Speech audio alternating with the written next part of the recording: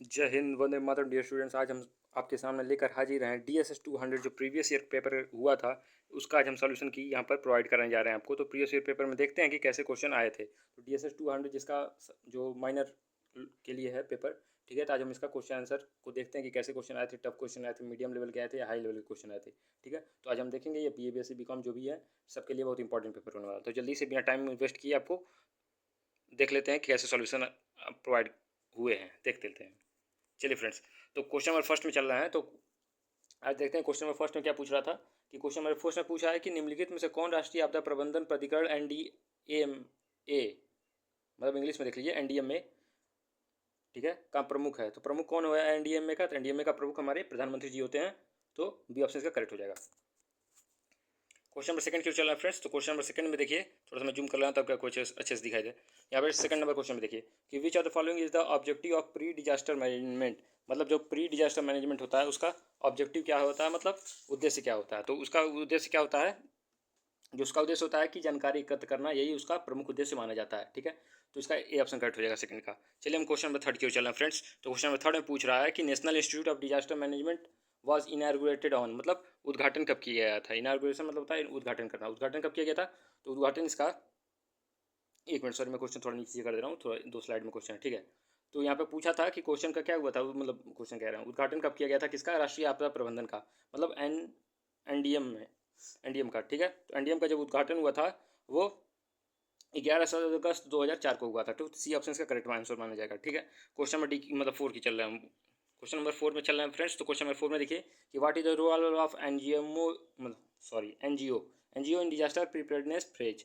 तो जो मतलब आपदा संबंधी गैर तैयारियों के चरण में गैर संगठनों का क्या भूमिका है। तो गैर संगठनों की क्या भूमिका होती है?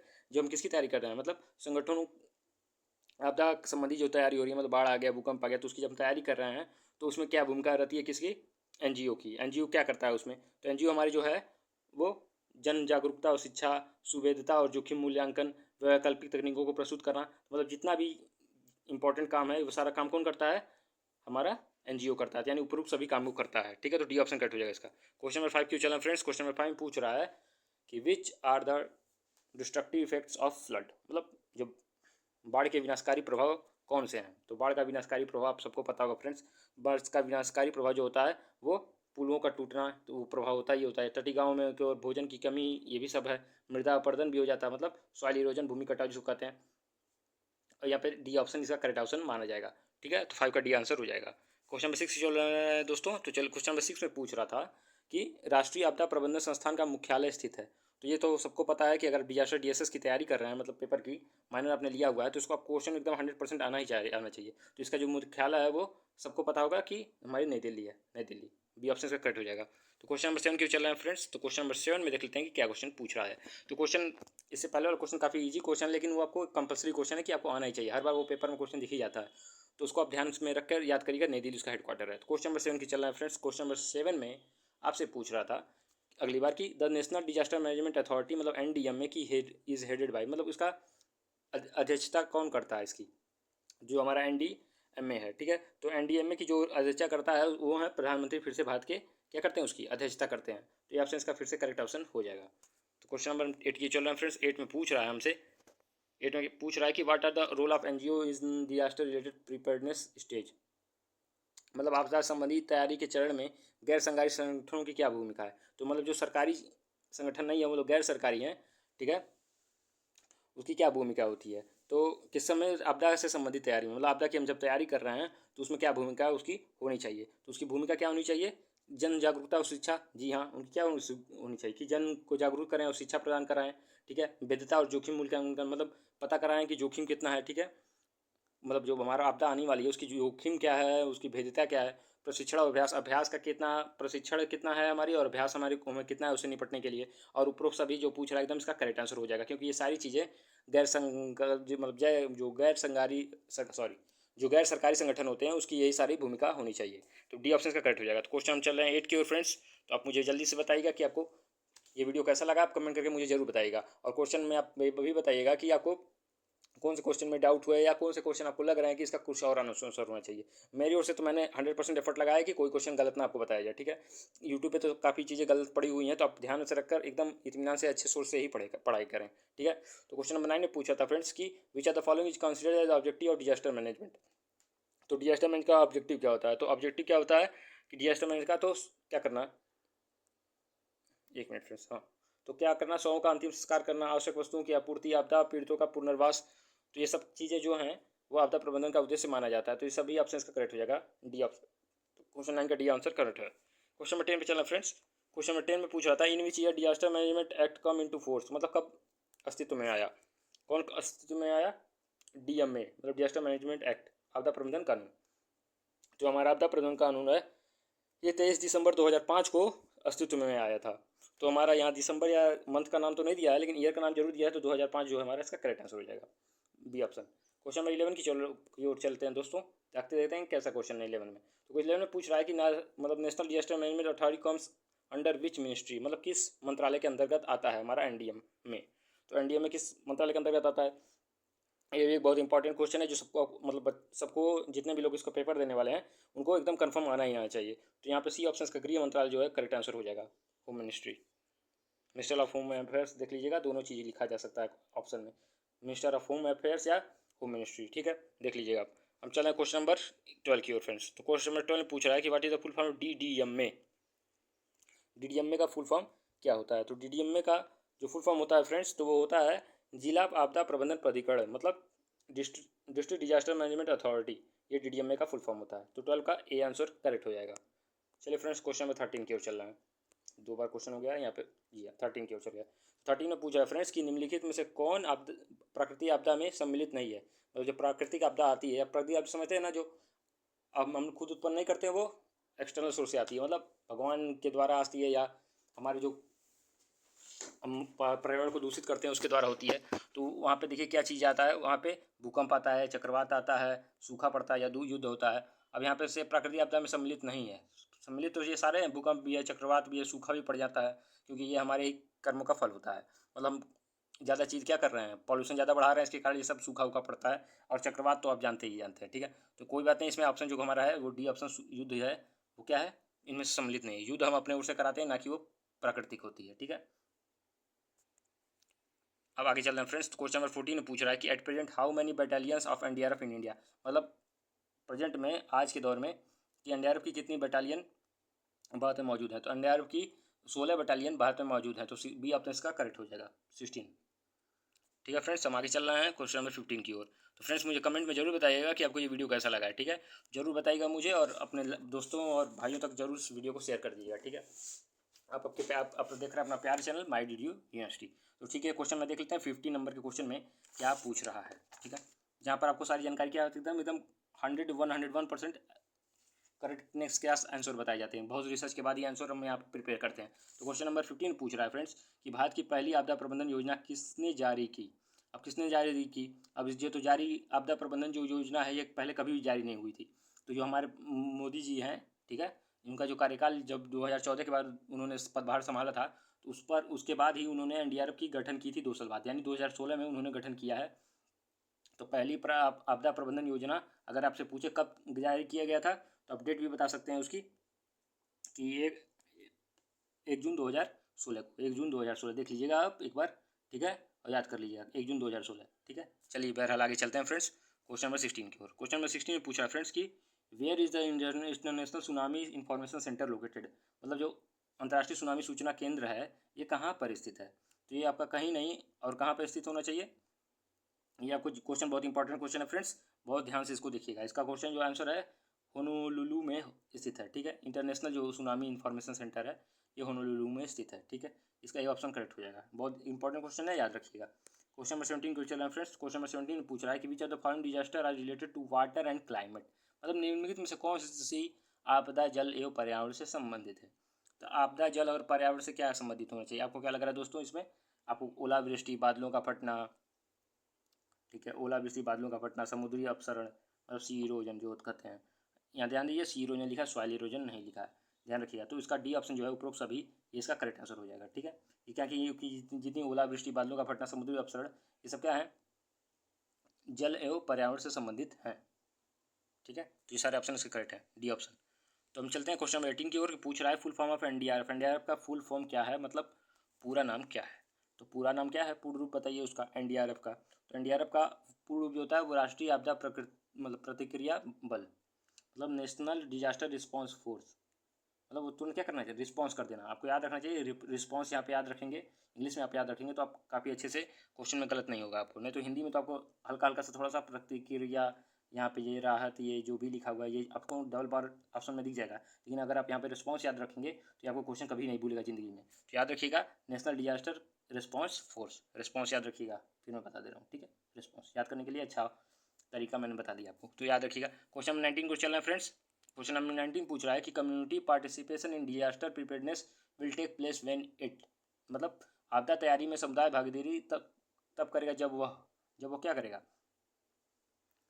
तो जब वह क्या करेगा, आपदाओं के प्रति संवेदनशील हो, ठीक है, या आपदा प्रभाव के प्रति जागरूक हो, या आपदा खतरों से परिचित हो। मतलब ये तीनों चीज़ें क्या होनी चाहिए, उसके पास होनी ही होनी चाहिए। जब किसकी तैयारी कर रहे हैं, आपदा तैयारी में समुदाय भागीदारी तब करेगा, मतलब आप कम्युनिटी पार्टिसिपेशन कर पाएंगे जब डिजास्टर प्रिपेयर्डनेस की क्या करेंगे, तैयारी करेंगे। उस समय आपको ये चीज़ें सब चीज़ें आनी ही आनी चाहिए, यानी उपरोक्त सभी इसका करेक्ट आंसर हो जाएगा, डी ऑप्शन। क्वेश्चन नंबर 20 की ओर चला है दोस्तों।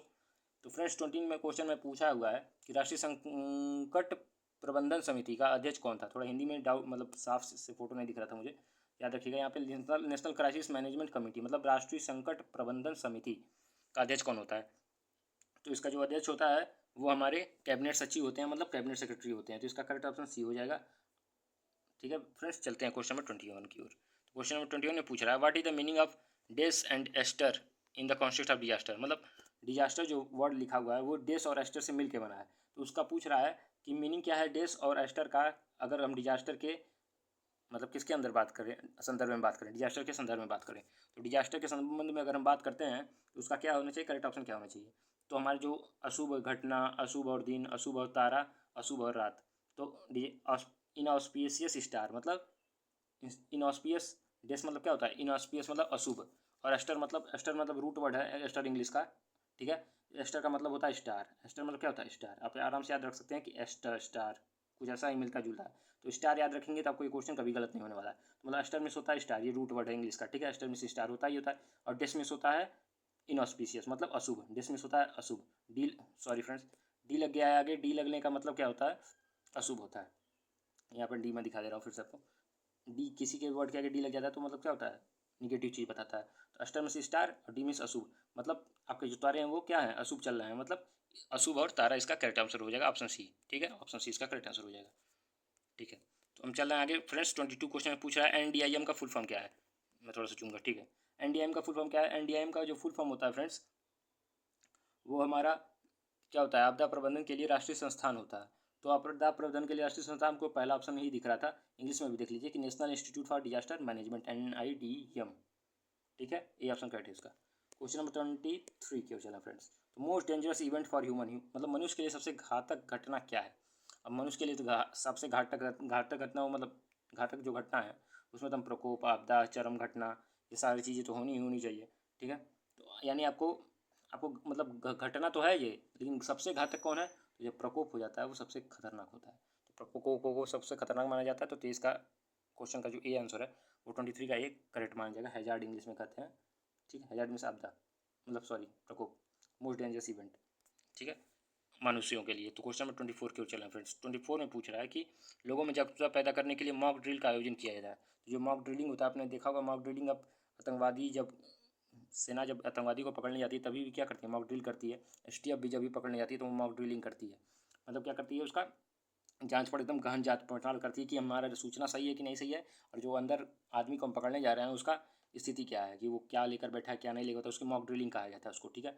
तो यहाँ पे मॉक ड्रिलिंग उसका अर्थ मतलब मैं समझाने के लिए आपको बता रहा था कि लोगों में जागरूकता पैदा करने के लिए मॉक ड्रिल का आयोजन किया जाता है। तो लोगों में सूचना को प्रसारित करने के लिए किसका यूज किया जाता है, मॉक ड्रिल का, ठीक है। अवेयरनेस, लोगों में जागरूकता पैदा करने के लिए तो किस स्तर पर किया जाता है, ये पूछा था क्वेश्चन में।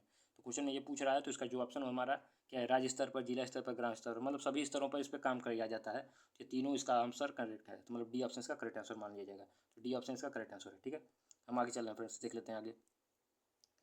तो क्वेश्चन नंबर 25 में पूछ रहा है फ्रेंड्स कि any hazard becomes a disaster when, कह रहा कोई भी प्रकोप उस समय आपदा बन जाता है जब वह, जब वह, मतलब वह क्या हो जाता है कि वो आपदा बन जाता है, यही पूछ रहा है हमसे। तो ये इसमें क्या होना चाहिए था कि मानव आवासीय क्षेत्रों में आता है, जब वो कहाँ आ जाता है, आपदा जब बन जाता है, जब मानव, जब हम आदमी जहाँ रह रहे हैं उस क्षेत्रों में क्या होता है, प्रकोप जब आ जाता है तो क्या बन जाता है, आपदा बन जाता है।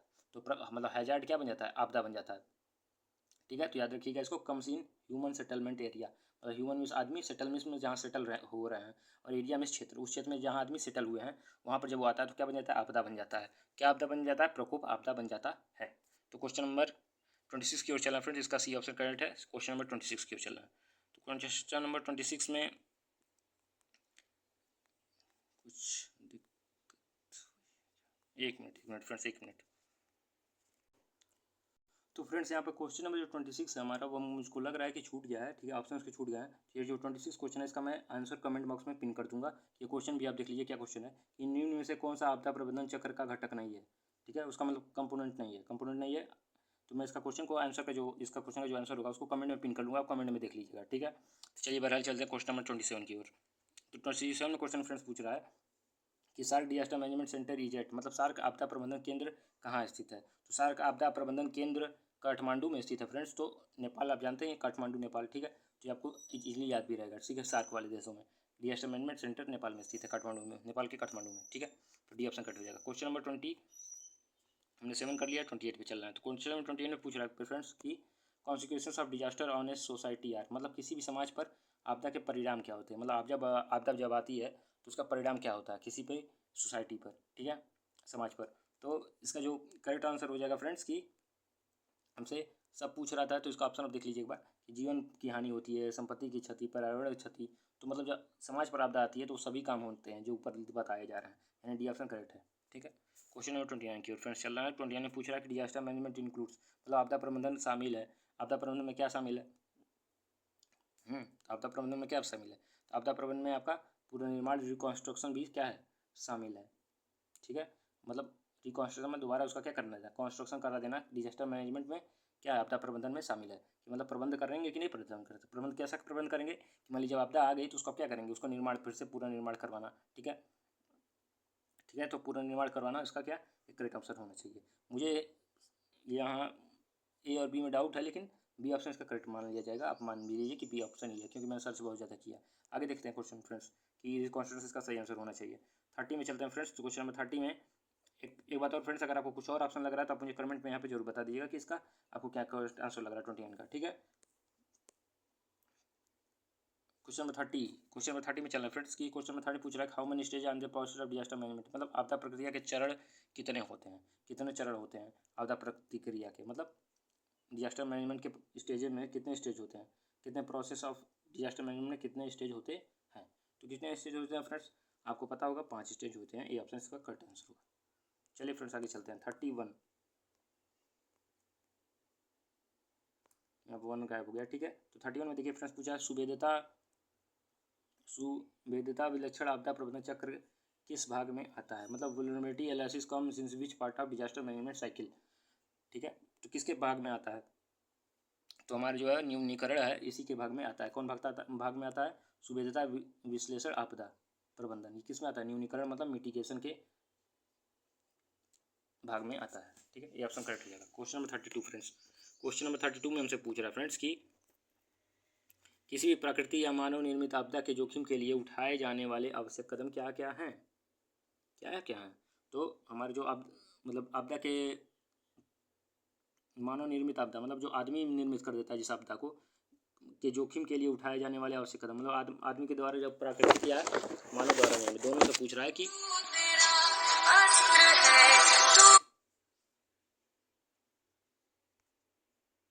तो फ्रेंड क्वेश्चन पूछ रहा था कि प्राकृतिक या मानव निर्मित आपदा के जोखिम के लिए उठाए जाने वाले आवश्यक कदम क्या है, मतलब आदमी जो उसको निर्मित करता है उस आपदा को, या तो प्राकृतिक आपदा हो, मानव या यहाँ दिखा पड़िए एकदम आराम से क्वेश्चन को कि step needs to taken for risk of any natural और मैन मेड, मतलब दोनों के बारे में बोल रहा है कि मैन मेड भी हो या नेचुरल हो। ठीक है, मानव निर्मित हो या प्राकृतिक हो, तो आवश्यक कदम क्या है उसको, अगर उसके जोखिम आ गया ही तो उसको उठाने के लिए कौन सा कदम हमें उठाना चाहिए। तो 32 में हमारा जो क्वेश्चन पूछा था इसका करेक्ट आंसर हो जाएगा हमारी उचित भवन निर्माण या एक अच्छी तैयार आपदा योजना, हितकारी को भी जागरूकता, मतलब सारी चीज़ें एकदम करेक्ट बता रहा है कि सारे ऑप्शन होने ही होने चाहिए कि अगर आप क्या कर रहे हैं उसके जोखिम के लिए क्या कर रहे हो, कोई भी स्टेप टेकन करना है, मतलब थोड़ा सा हिंदी में गड़बड़ लिखा है, इंग्लिश में आपको सही दिख रहा था कि steps needs to be taken, मतलब कौन सा कदम उठाना जाना चाहिए, आवश्यक कदम है ये पूछ रहा है। यहाँ बोलना चाहिए था कि आवश्यक कदम कौन सा उठाना चाहिए, हिंदी में ऐसा होना चाहिए था।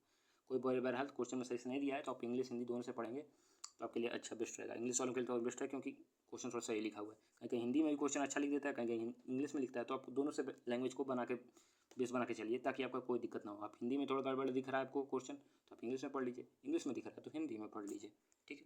क्वेश्चन नंबर 33 की ओर चल रहे हैं दोस्तों।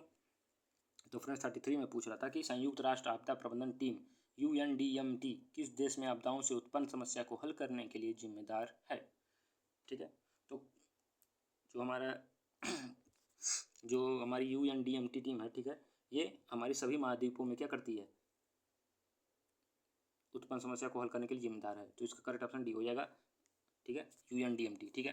आगे चलते हैं फ्रेंड्स क्वेश्चन नंबर 34 की ओर। क्वेश्चन नंबर 34 में पूछ रहा है कि which body in the state of Uttar Pradesh can declare emergency in case of state level disaster. ये तो मैं आराम से पढ़ देता हूँ कि उत्तर प्रदेश में आपदा की घोषणा कौन सा निकाय कर सकता है, आपातकाल की, आपदा नहीं सॉरी, आपातकाल की डिक्लेयर इमरजेंसी इंग्लिश में भी लिखा हुआ है। तो निकाय कौन कर सकता है, तो हमारा जो सॉरी फ्रेंड्स, तो यहाँ पे SDM में जो है हमारा, ये क्या कर सकता है, निकाय की घोषणा कर सकता है, आपदा आपातकाल की घोषणा क्या कर सकता है कौन, हमारा SDMA का फुल फॉर्म मैं बता दे रहा हूँ फ्रेंड्स, तो आप देख लीजिए। SDMA का होता है state disaster management authority, state वाला। अगर यहाँ AS के एंड होता है तो मतलब क्या होता है, नेशनल हो जाता है, ठीक है। तो स्टेट डिजास्टर मैनेजमेंट अथॉरिटी ये क्या करता है, आपातकाल की घोषणा कर सकता है, ठीक है। तो क्वेश्चन नंबर 35 की ओर चलना फ्रेंड्स। क्वेश्चन नंबर 35 में पूछ रहा है कि निम्न में से भारत कौन सा संगठन आपदा का सर्वोच्च प्राधिकरण है, मतलब authority of disaster management in India, apex मतलब कौन सा आपदा का सर्वोच्च प्राधिकरण पूछा है। तो सर्वोच्च कौन है, तो स्टेट वाला तो लोकल होगा। NDMA जो है, फिर से मैंने बता दिया था, ऊपर में बता रहा था कि स्टेट के अगर एन दिया रहता तो NDMA इसका करेक्ट आंसर होना चाहिए। क्या है, ये सर्वोच्च प्राधिकरण है, क्या है, आपदा का सर्वोच्च प्राधिकरण है, मतलब अपेक्स अथॉरिटी है इंडिया डिजास्टर मैनेजमेंट की, ठीक है। तो NDMA मतलब national disaster management authority, national है ये, ऊपर स्टेट था, ये नेशनल है। नेशनल उत्तर प्रदेश में स्टेट काम करेगा, और हमारा सर्वोच्च अगर पूछ देगा तो NDMA मतलब नेशनल केंद्र की ओर से काम करेगा। तो national disaster management authority NDMA इसका करेक्ट आंसर हो जाएगा। चलिए फ्रेंड्स क्वेश्चन नंबर 36 मुझे लग रहा हो गया है, 35 36 जी हाँ 36 पे चल रहा है। DDMA इज हेडेड बाय, मतलब DDMA का अध्यक्षता कौन करता है, जो DDMA की अध्यक्षता हमारे जिला अधिकारी जी करते हैं, मतलब डिस्ट्रिक्ट मजिस्ट्रेट जी करते हैं। इसका ए ऑप्शन करेक्ट आंसर हो जाएगा। चलते हैं फ्रेंड्स क्वेश्चन नंबर 37 की ओर। क्वेश्चन नंबर 37 में पूछ रहा है कि in where the headquarter of tsunami warning system is situated, मतलब सुनामी की जो चेतावनी प्रणाली का मुख्यालय कहाँ है, भारत में पूछा है फ्रेंड्स, वर्ल्ड में नहीं पूछा है। तो भारत में पूछ रहा है, तो जो 37 का क्वेश्चन आंसर में क्वेश्चन में जो पूछ रहा था कि कहाँ पे है, तो पुणे, देहरादून या मुंबई में तो हो ही नहीं सकता, ये हैदराबाद में ही स्थित है, ये आप याद रखिएगा। थोड़ा क्वेश्चन बहुत बढ़िया है, हमेशा ये क्वेश्चन मुझे लगता है कि पेपर में आपके आ सकता है, तो याद रखिएगा इस क्वेश्चन, रिपीटेड क्वेश्चन हो सकता है ये। क्वेश्चन नंबर 38 की ओर चल रहा है फ्रेंड्स की मतलब भूकंपी तरंगों के कारण उत्पन्न होने वाली सेस्मिक लिखा हुआ, सेस्मिक वेव जो होती है, ठीक है, मतलब भूकंप तरंगों के कारण उत्पन्न होने वाली आपदा है। तो भूकंप के तरंगों के कारण उत्पन्न होने वाली आपदा क्या है, सुनामी है। सुनामी हमेशा किससे होती है, भूकंप के तरंगों से होती है, यानी सुनामी का काम है ये, ठीक है। तो ए ऑप्शन का करेक्ट आंसर हो जाएगा। चलते हैं आगे फ्रेंड्स 39 के क्वेश्चन की ओर। तो टोटल 40 ही क्वेश्चन पूछे गए थे फ्रेंड्स। तो वीडियो आपको अब तक पसंद आ रही है, अगर आप अब तक देख भी रहे हैं तो वीडियो को अपने फ्रेंड्स और दोस्तों को जरूर शेयर कर दीजिएगा, क्योंकि सारी जो इन्फॉर्मेशन या क्वेश्चन आंसर हम बता रहे हैं, सारे आंसर हमारे एग्जैक्ट एकदम 100% तक हम सोचते हैं कि हमारा क्वेश्चन आंसर क्या हो जाएगा, एक्यूरेट रहे, ठीक है। आंसर हम एकदम एक्यूरेट बताएं, ताकि पेपर में एक भी मिस्टेक ना हो। यूट्यूब पे तो बहुत सारे लोग पड़े हुए हैं जो गलत इन्फॉर्मेशन आपको बताते हैं, ठीक है। पेपर में आपको टिक मार देंगे तो गलत हो जाएगा आपका क्वेश्चन। तो यहाँ पर एकदम ट्रस्टेड चीज़ है, ठीक है। हमारा जो DD यूनिवर्सिटी वाला परिवार है, माई यूनिवर्सिटी का, इसमें आप लोगों के प्यार के कारण ही हम यहाँ तक बढ़ पाए हैं, ठीक है। तो बिल्कुल भी मेरी बात पर यकीन कर आप इस पर टिक मार सकते हैं, जो आपको आंसर बता रहा हूँ, ठीक है। एकदम भी डाउट नहीं होना चाहिए आपको। अगर कोई भी डाउट है तो आप मुझे कमेंट में पूछ सकते हैं कि ये चीज़ें सही हैं कि या गलत हैं, ठीक है। आपको किसी क्वेश्चन पर डाउट लगता है तो 39 क्वेश्चन में पूछ रहा है फ्रेंड्स कि इनमें से किस आपदा के रूप में नहीं जाना जाता है, मतलब कौन सा आपदा के रूप में नहीं जाना जाता है। तो हमारी जो आपदा होती है इसमें क्या नहीं, जो हमारा डिफॉरेस्टेशन है ये आपदा के रूप में नहीं माना जाता है, ठीक है। डिफॉरेस्टेशन में निर्वनीकरण, हिंदी में थोड़ा सा उटपटांग दिख रहा है, कोई बात नहीं। डिफॉरेस्टेशन मतलब होता है निर्वनीकरण, ठीक है। तो इसे नहीं माना जाएगा, किसमें, आपदा के रूप में नहीं जाना जाता है। आपदा में सुनामी आएगी, महामारी आएगी, भूकंप भी आएगी, ये सब आपदा ही हैं, ठीक है। एपिडेमिक, सुनामी, अर्थक्वेक, एपिडेमिक जो है याद रखिएगा फ्रेंड्स, ये मानव द्वारा निर्मित है, ठीक है। महामारी जो है आदमी के रख रखाव या सफाई के कारण आती है, ठीक है। और यहाँ पे जो सुनामी है और जो भूकंप है ये नेचुरल क्या है, नेचुरल आपदा है, नेचुरल डिजास्टर है, ठीक है। तो याद रखिए फ्रेंड्स, तो नवीनीकरण जो हमारा है ये डिफॉरेस्टेशन, ये क्या है, आपदा नहीं माना जाता है इसे, ठीक है। ये ऑप्शन करेक्ट हो जाएगा। चल रहे हैं लास्ट क्वेश्चन की ओर फ्रेंड्स। तो पूछ रहा है कि how long do heat waves last, मतलब हीट वेव कितने समय तक चलती है। तो हीट वेव जो है मतलब हमारी हीट की जो वेव है उसकी कोई गारंटी नहीं कि कितने दिनों तक चलेगी, कितने महीनों तक चलेगी, कितने सालों तक चलेगी, ठीक है। तो इसका कोई गारंटी नहीं है, तो इसको हम कई दिन मान सकते हैं, ठीक है। तो यहाँ पे 1 साल या लिमिट तो है नहीं इसका, तो तीनों ऑप्शन आपके गलत मान लिए जाएंगे, डी ऑप्शन का करेक्ट माना जाएगा। मतलब कई दिन भी लग सकते हैं, सेवरल डेज भी हो सकते हैं। तो ये ऑप्शन इसका करेक्ट है, मतलब सॉरी डी ऑप्शन का करेक्ट हुआ। तो इसी तरह हमने आपके लिए हमारा जो DSS 200 का पेपर था एकदम सटीकता के साथ आंसर आपको प्रदान करने की कोशिश की है, ठीक है।